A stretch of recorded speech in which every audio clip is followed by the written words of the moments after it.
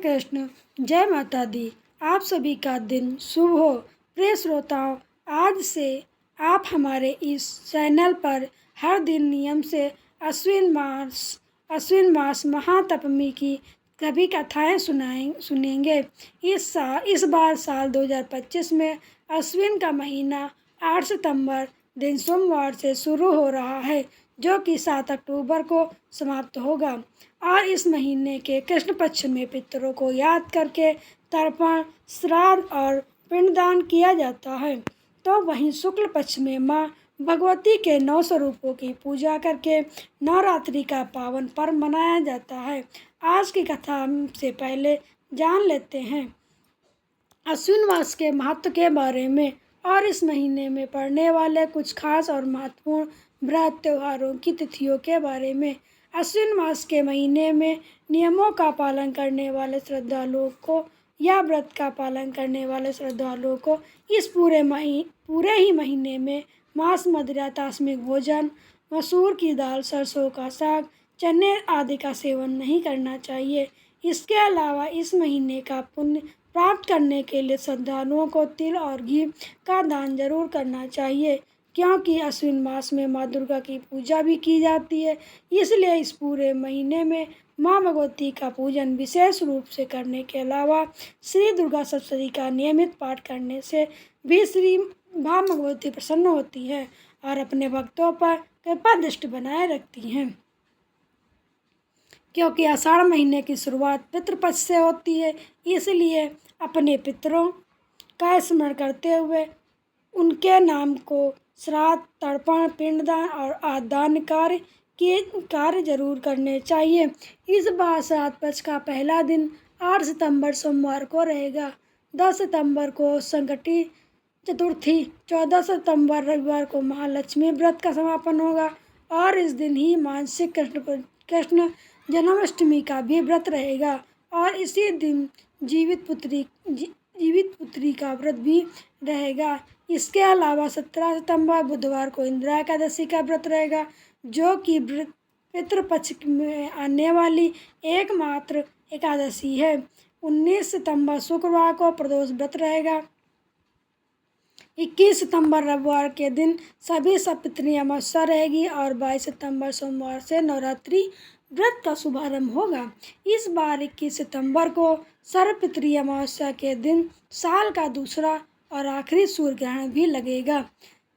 शारदीय नवरात्र का समापन होगा 2 अक्टूबर दिन गुरुवार को। इसी दिन विजयदशमी का पर्व भी मनाया जाएगा, जिसे दशहरा भी कहा जाता है और इसी प्रकार इसी दिन कलश विसर्जन भी किया जाएगा। 3 अक्टूबर शुक्रवार को अश्विन महीने के शुक्ल पक्ष की पापुंसा एकादशी रहेगी। 4 अक्टूबर शनिवार को शन प्रदोष व्रत रहेगा। इस दिन पद्मनाथ द्वादशी भी है। 6 अक्टूबर सोमवार को कोषाजार पूर्णिमा शरद पूर्णिमा का व्रत रहेगा और 7 अक्टूबर दिन मंगल को वाल्मीकि जयंती रहेगी और इसी दिन शरद पूर्णिमा का स्नान दान किया जाएगा। इसी के साथ अश्विन मास की समाप्ति हो जाएगी। अब सुनिए आज का अध्याय। आज दिनांक है 8 सितंबर और दिन है सोमवार और आज अश्विन मास के कृष्ण पक्ष का पहला दिन है और प्रतिपदा तिथि आज रात 9:01 पर समाप्त होगी। राहु काल समय 7:30 से 9 बजे तक रहेगा। अब आज क्योंकि पितरपक्ष का पहला दिन है, तो आज के अध्याय का शुभारंभ करते हैं। पापों से मुक्त पाने की एक बहुत बड़ी ही रोचक कथा को पूरा जरूर सुनिएगा। एक बार एक ऋषि ने सोचा कि अपने अपने पाप धोने के लिए सभी लोग गंगा जी में जाते हैं। ऐसे में सारे पाप तो गंगा जी में ही समा जाते हैं और इस तरह तो गंगा जी भी पापी हो जाएंगी। तब उन ऋषि ने यह जानने के लिए आखिरकार यह पाप जाता कहाँ है, बड़ी कठिन तपस्या की। तब उनकी कठिन तपस्या से भगवान प्रसन्न हुए और प्रकट होकर उन्हें दर्शन दिए। ऋषि ने उन्हें प्रणाम करके पूछा कि हे भगवान, कृपया बताइए कि गंगा जी में जो पाप धोया जाता है वह कहाँ जाता है। तब भगवान जी बोले, चलो इसके बारे में गंगा जी से पूछते हैं। ऋषि और भगवान दोनों ने ही गंगा जी से पूछा कि हे गंगे, सब लोग आपके यहाँ पाप धोते हैं, तो इसका मतलब क्या आप भी पापी हुई? गंगा जी ने कहा, मैं भला कैसे पापी हो गई? मैं तो सभी पाप लेकर समुद्र को अर्पित कर देती हूँ। इसके बाद ऋषि और भगवान समुद्र के पास गए और उनसे पूछा कि सागर, गंगा सभी पाप आपको अर्पित कर देती हैं, तो फिर आप क्या पापी हो गए? समुद्र ने कहा, मैं पापी भला कैसे हुआ? मैं तो सभी पाप को भाप बनाकर बादल बना देता हूँ। अब ऋषि और भगवान दोनों ही बादलों के पास गए और पूछा कि हे बादल, समुद्र पापों को भाप बनाकर बादल बना देता है, फिर तो आप पापी हो गए। बादलों ने कहा, मैं कैसे पापी हुआ? मैं तो सभी पापों को वापस पानी बना देता हूँ और धरती पर गिरा देता हूँ। इससे ही अन्न उपजता है, ऐसे ही मनुष्य खाता है, और उस अन्न से जो अन्न जिस मानसिक स्थिति से उगाया जाता है और जिस प्रवृत्ति से प्राप्त किया जाता है और जिस मानसिक अवस्था से खाया जाता है, उसी के आधार पर मनुष्य की मानसिकता बनती है। यही कारण है कि कहा जाता है, जैसा खाए अन्न वैसा बनता मन। जिस व्रत से अन्न प्राप्त किया उसी से मानसिक अवस्था में खाया जाता है, उसी को क्रोध अवस्था में, संतुष्ट अवस्था में खुश होकर जिस अवस्था में भी अन्न खाया जाता है, वैसे ही विचार मनुष्य के बन जाते हैं। ऐसे में हमेशा भोजन शांत रहकर ही ग्रहण करना चाहिए। अन्न जिस धन से खरीदा जाए वह धन भी परिश्रम का होना चाहिए। वह धन कभी दूसरों को दुखाकर, दूसरों को सताकर कमाया हुआ नहीं होना चाहिए। एक बार ठाकुर जी के बहुत बड़े भक्त थे जिनका नाम था घटमदादास जी। अब श्री घाटम जी जो थे वह कोई ऐसे वैसे नहीं थे, बल्कि बचपन से ही चोर थे, यानी कि उनके पैदा होते ही उन्हें चोरी करने के संस्कार दिए गए थे। चोरी करना, डाका डालना, लूटपाट करना यह घाटम जी का खानदानी व्यवसाय था, यानी कि घाटम जी के दादा परदादा सब कोई चोर डकैत थे। जाने माने चोर डकैत किसी को नहीं छोड़ते थे, चाहे कोई भी उनके रास्ते में आ जाए। उन्होंने कभी एक रुपये की चीज़ तक बाजार से नहीं खरीदी। जितना भी सामान उनके घर पर था वह सब लूटपाट का था। यहाँ तक कि उनके घर में कभी खाना तक नहीं बना, कभी भोजन नहीं बना, क्योंकि वे भोजन तक दूसरों के घर से चुरा कर खाया करते थे। ऐसा पेशा और था घाटम जी का। एक बार घाटम जी किसी वन में किसी को लूटने की तलाश में घूम रहे थे। सुबह से दोपहर हो गई, उन्हें आज कोई मिला ही नहीं जिसे वह लूट सके। भटकते भटकते उन्हें भूख प्यास भी लगने लगी। अब उनके मन में एक प्रश्न भी उठ रहा होगा कि आखिरकार एक चोर को इतना सम्मान देकर क्यों पुकारा जा रहा है, और वो ठाकुर जी का इतना प्रिय भक्त क्यों था। तो देखिए, एक बार वो जो घाटम जी थे वे एक वन में घूम रहे थे। सोच रहे थे कि एक दिन भर से भूखा प्यासा हूँ, आज तो कोई ऐसा व्यक्ति भी नहीं आया जिसके पास भोजन हो। कुछ भोजन पा लिया जाता तो मेरा पेट भर जाता। अब भटकते भटकते वे घने जंगल में पहुँच गए। उन्होंने देखा कि किसी वृक्ष के नीचे आंसू बहाते हुए कोई संत महाराज बैठे हुए हैं। वो संत भगवान के ध्यान में मग्न थे, आंखें बंद थी और भगवान को वो मन ही मन दर्शन कर रहे थे। जब उस तरह के दर्शन कोई सच्चे मन से करता है तो अनायासी उनके आंखों से आंसू बहने लगते हैं। प्रेम के आंसू होते हैं, भक्त के आंसू होते हैं। तो वह संत महाराज जी भगवान के ध्यान में मग्न थे। कहते हैं ना कि संतों के दर्शन से पाप तत्काल ही नष्ट होते हैं। तीर्थों का जो लाभ बहुत समय बाद मिलता है, लेकिन अगर किसी संत के दर्शन हो जाए तो उनके दर्शन का कोई जो पुण्य वह उसी क्षण मिल जाता है। घाटम जी ने उस संत महाराज देखा तो उनके पास गए। उनके हृदय में बड़ा आनंद उमड़ पड़ा। थोड़ी देर पहले तक वो सोच रहे थे कि कोई चलकर इसी संत महाराज को लूट लिया जाए, लेकिन अचानक ही उनका मन परिवर्तन हो गया। तब उन्होंने सोचा, चलो थोड़ी देर इस संत महाराज के पास चलकर बैठा जाए। जहाँ तो घाटम जी कभी किसी को नमस्कार तक नहीं करते थे, अब उनका मन यह हुआ कि वे उन संत महाराज को झुककर प्रणाम किया और फिर उन्हें सिर झुकाकर संत महाराज को प्रणाम भी किया। अपने इतने बड़े जीवन में उन्होंने पहली बार किसी को प्रणाम किया था। अब जब उन संत ने देखा कि कोई उन्हें प्रणाम कर रहा है तो संत महाराज को भी बड़ा आनंद हुआ। सोचने लगे कि इस जीव पर, इस मनुष्य पर ठाकुर जी की कृपा हुई है। अब घाटम जी सोचने लगे ऐसा कौन सा सुख है जिससे बिना किसी भोजन सामग्री और व्यवस्था के भी इनके आंसू प्रभावित हो रहे हैं।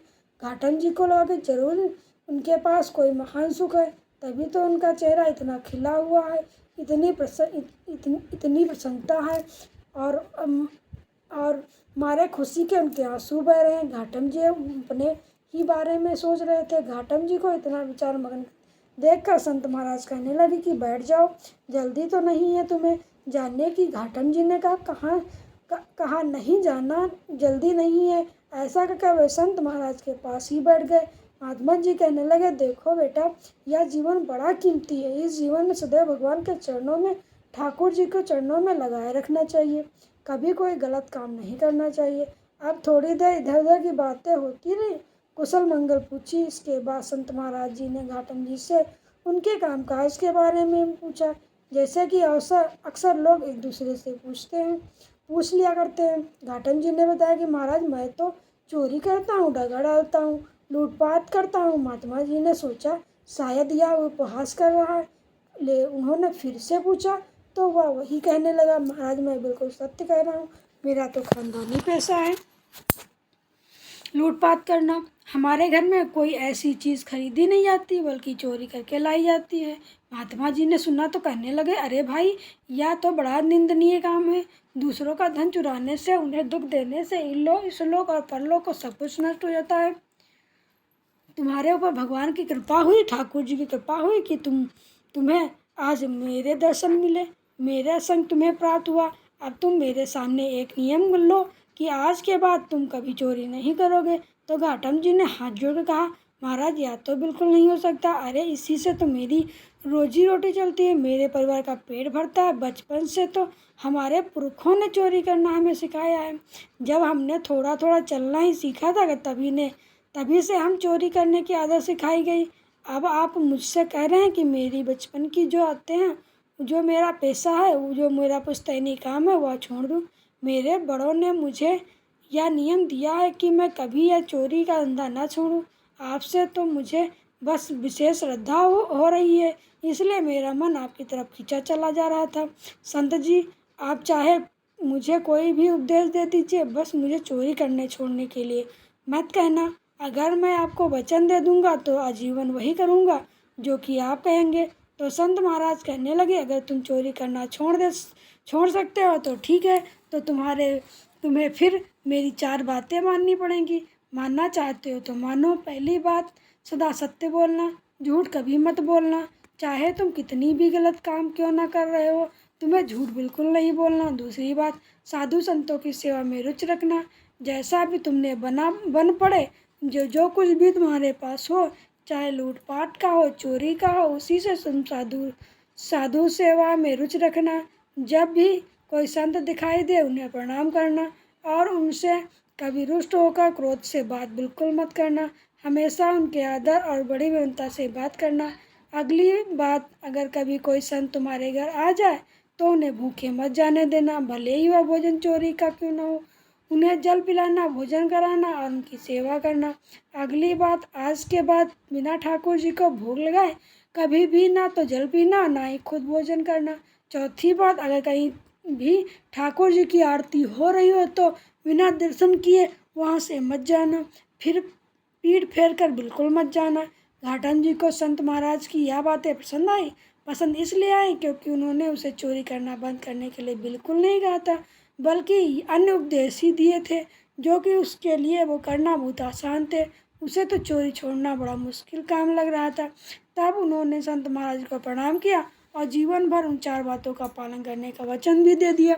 इसके बाद घाटम जी संत महाराज को प्रणाम कर अपने घर आ गए। अब घाटम जी लूटपाट करके धन लाते, उस धन से साधु सेवा करते, उसके बाद जो बचता उससे अपने परिवार को पालते। एक दिन साधु संत की एक मंडली उनके घर आई तो उन्होंने उठकर तुरंत ही उन संतों को दंडवत प्रणाम किया, क्योंकि उन साधु और संत महाराज ने जो कहा था। उसके बाद सभी को बैठाने के लिए सुंदरासन भी दिए। अब उन्होंने देखा घर में इन संतों को देने के लिए कुछ तो भोजन है नहीं, कहाँ से ला कर दूँ। तो घाटम जी ने बाजार जाकर दुकानदारों से थोड़ा उधार मांगने का प्रयास किया, लेकिन दुकानदार ने उन्हें अच्छे से जानते थे। दुकानदारों ने साफ मना कर दिया। उस समय गेहूं की फसल कटाई चल रही थी। खेतों में गेहूं के ढेर को ढेर लगे हुए थे और जो किसान लोग थे वो थक हार कर अपने घर पे सो रहे थे। तो घाटम जी ने क्या किया कि एक बड़ी चादर लेकर पहुंच गए खेत में और जल्दी से गेहूं भर के ले आए। फिर गेहूं पीस कर संतों को भोजन करने की व्यवस्था की। घाटम जी बड़े तंदुरुस्त थे। चलने के कारण खेत में उनके पैरों के निशान बन गए।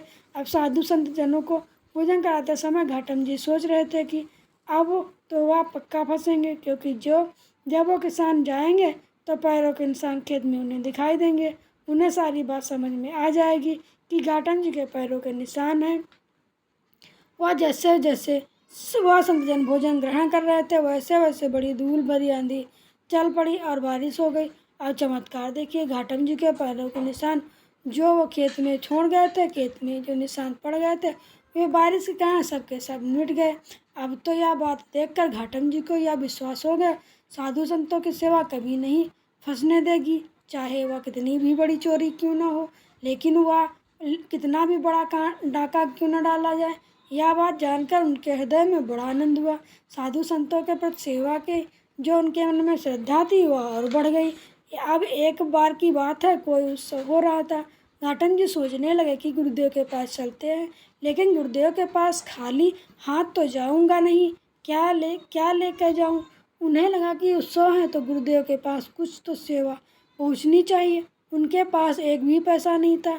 अब उन्होंने सोचा कि चलो सेवा ही तो करनी है और गुरुदेव से चोरी करने से मना भी नहीं किया है। उन्होंने कहा सेवा करो चाहे चोरी करो, डाका डालो।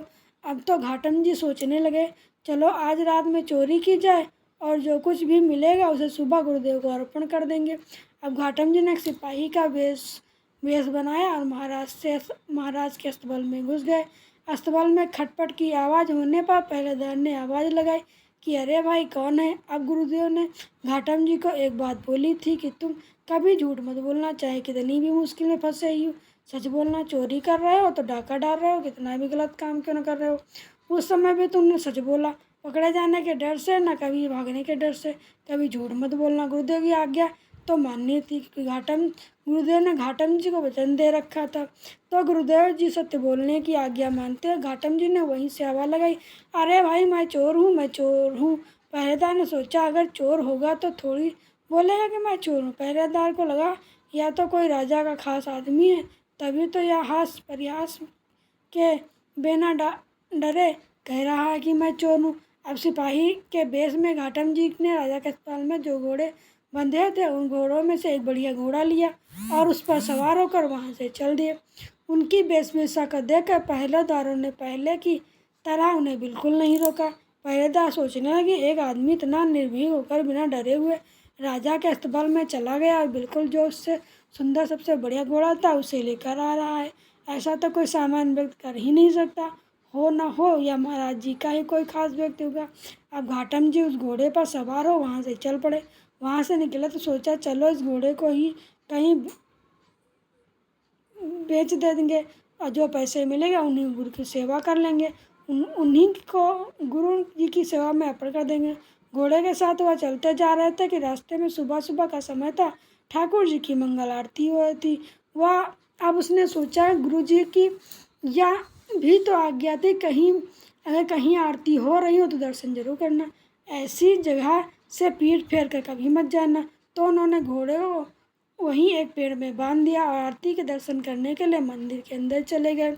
उधर पहरेदार ने सोचा कि राजा का कोई आदमी होगा तो सबको तो सूचना मिली होगी। अब उन्हें समझ में आया कि वास्तव में वह चोर ही था, सच बोल रहा था और उसने उसके धोखे में आकर उसे जाने दिया। अब राजा को जो सैनिक थे वह चोर और घोड़े का पीछा करने लगे और उसी जगह पर आ गए जहाँ पेड़ में बंधा घोड़ा बांध के घाटम जी के अंदर आरती के दर्शन करने गए थे।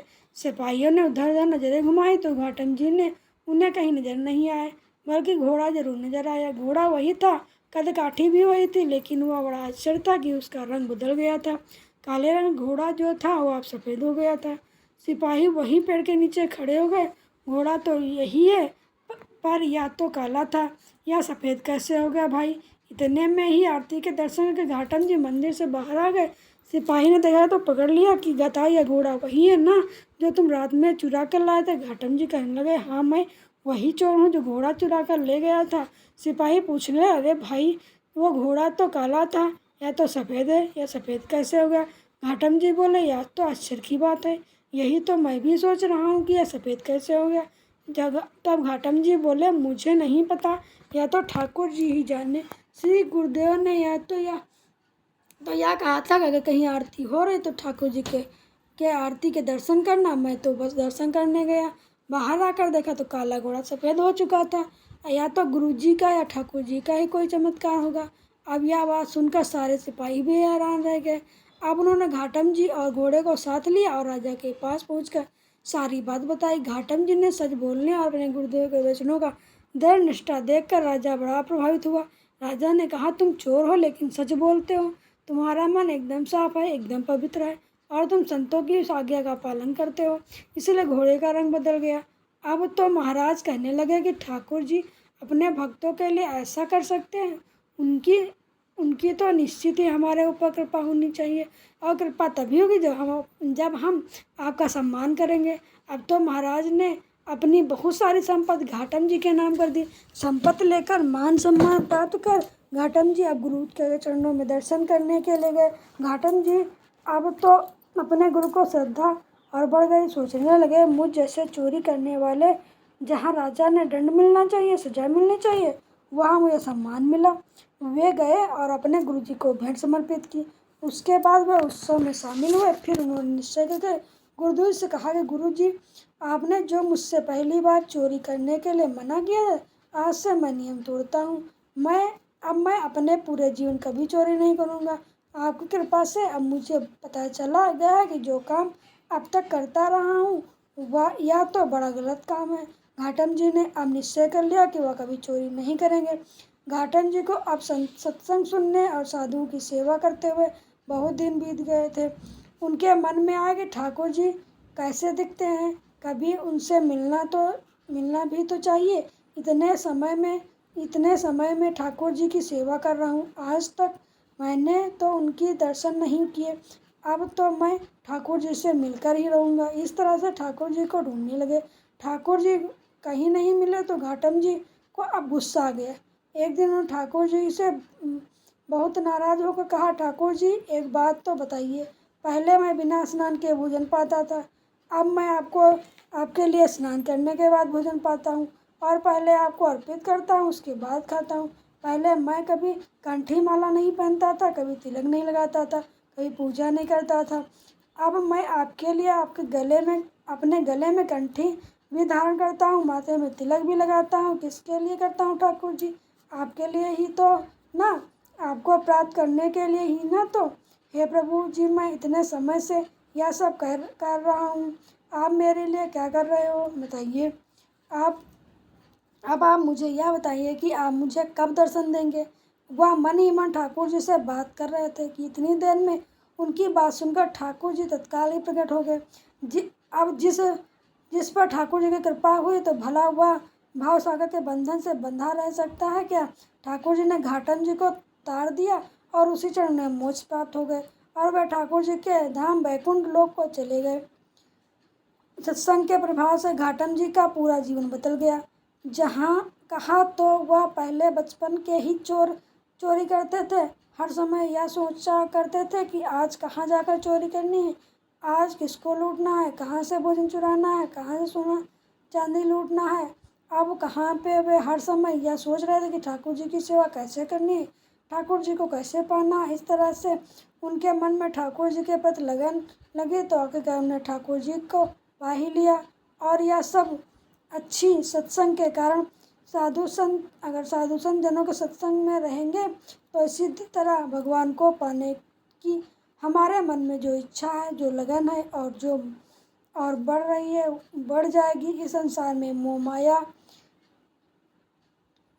से हमारा जो पिंड है वह छूटेगा, मोह माया के बंधन कटेंगे। ठाकुर जी की कृपा से हमें भी वैकुंठ लोक की प्राप्ति होगी। अब सुनिए एक प्रेत योनि से मुक्त होने की कथा। प्राचीन समय की बात है। तुंगभद्रा नदी के किनारे अनुपम नामक एक नगर में आत्मदेव नामक एक ब्राह्मण रहते थे। उनकी पत्नी का नाम धुंधली। आत्मदेव को सबसे बड़ा दुख यह था कि उसकी कोई संतान न थी। इससे वे हमेशा चिंतित रहते थे। एक दिन दुखी होकर वे वन चले गए। वहाँ पर उन्हें एक सन्यासी महात्मा के दर्शन हुए। आत्मदेव ने सन्यासी के सामने अपना दुख निवेदन किया कि हे महात्मा, मैं बहुत दुखी हूँ, मेरी कोई संतान नहीं है। सन्यासी ने ध्यान लगाकर देखा और फिर बताया कि भाग्य की प्रबलता विधाता के लिखे लेख के चलते 7 जन्मों तक आपको कोई संतान की कोई प्राप्ति का कोई योग ही नहीं है। अगले 7 जन्मों में भी संतान न होने का संकेत करते हुए सन्यासी ने आत्मदेव ब्राह्मण से कहा कि ये संतान मोह छोड़ दो। लेकिन आत्मदेव ने उन सन्यासी से आग्रह किया कोई ऐसा उपाय बताए जिससे उन्हें संतान की प्राप्त हो सके। तब उनके आग्रह को देखते हुए सन्यासी महात्मा ने आत्मदेव ब्राह्मण को एक फल प्रदान किया।